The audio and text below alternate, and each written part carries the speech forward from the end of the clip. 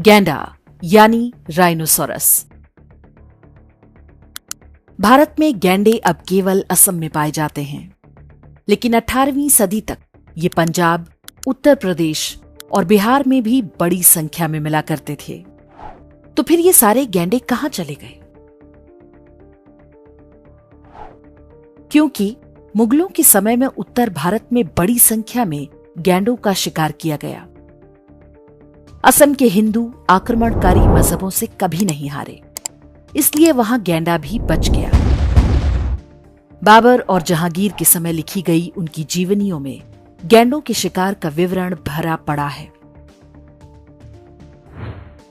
बाबरनामा में बताया गया है कि बाबर पेशावर के आसपास के क्षेत्रों में गैंडों के शिकार के लिए जाया करता था।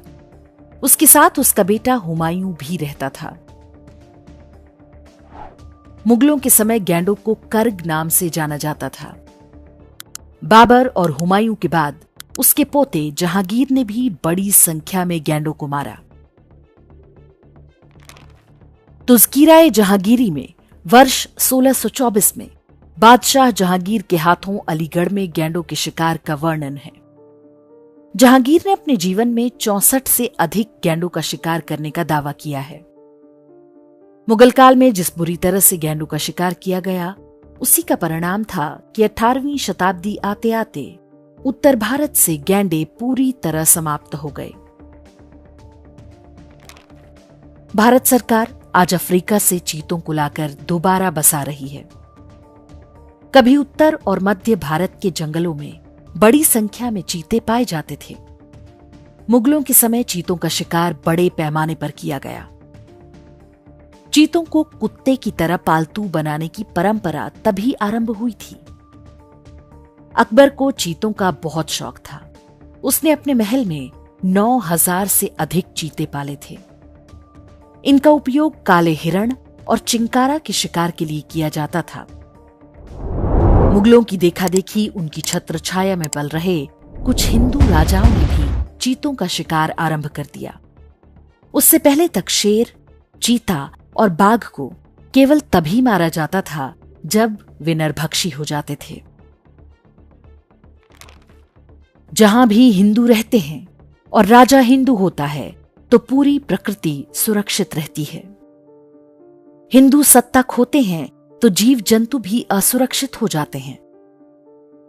भारतीय उपमहाद्वीप प्राकृतिक रूप से धरती पर सबसे अधिक समृद्ध क्षेत्र हुआ करता था।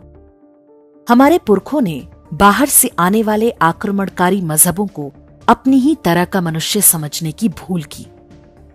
इसका दुष्परिणाम हमारी कई पीढ़ियों, विशेषकर महिलाओं और बच्चों ने भोगा। केवल मानव ही नहीं, जंगली जानवर, पक्षी और वन भी उनका शिकार बने। आज यदि कोई हिंदू सत्ता के लिए आक्रमणकारी मजहबों के साथ गठजोड़ करता है तो उससे अधिक घृणित कोई और नहीं हो सकता। ये उसी मानसिकता के लोग हैं जो चपरासी और सिपाही की नौकरी के लिए करोड़ों महिलाओं, बच्चों और वन्य जीवों को मरवा चुके हैं। धरती पर केवल कुछ गिनी चुनी नदियां ही हैं जिनमें डॉल्फिन पाई जाती हैं। गंगा और उसकी सहायक नदियों में सबसे अधिक डॉल्फिन मिलती हैं।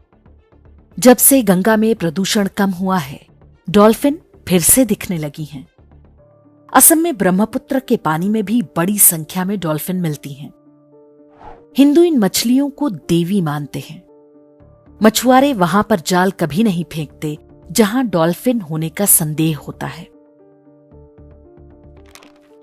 लेकिन पाकिस्तान में बहने वाली सिंधु नदी यानी इंडस रिवर में डॉल्फिन अब लुप्त होने की कगार पर हैं। पता चला कि पाकिस्तानी पुरुष सिंधु में पाई जाने वाली गुलाबी डॉल्फिन मछलियों को पकड़कर उनके साथ बलात्कार करते हैं। ये कोई इक्का दुक्का मामला नहीं, पूरे इलाके में डॉल्फिन से रेप की परंपरा है। कुछ समय पहले विश्व भर में इस पर हंगामा मचा था।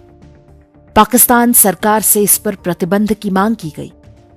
फिर पता चला कि पाकिस्तान के कई बड़े नेता, सैनिक अधिकारी, जज और अन्य रसूखदार लोग भी इस परंपरा के लाभार्थी हैं। मजहब के नाम पर अलग देश बना तो महिलाएं, बच्चे, बिल्ली, कुत्ते, गाय, गधे, बकरी, चिड़िया, मछली, कोई भी सुरक्षित नहीं रहा। अब भारत सरकार जब सिंधु का पानी रोकने की बात कह रही है तो इसके पीछे लाखों निर्दोष डॉल्फिनों का शाप भी अवश्य होगा। जब अखंड भारत बनेगा तो हो सकता है सिंधु की लहरों में फिर से डॉल्फिन दिखने लगे। धरती पर मानव और प्रकृति सब सुख से रहे, इसके लिए सनातन धर्म का सुरक्षित रहना आवश्यक है। इसके लिए हिंदुओं को अपने हाथ में सत्ता रखनी होगी। बिना हिंदू मूल्यों वाले शासक के ये संभव नहीं।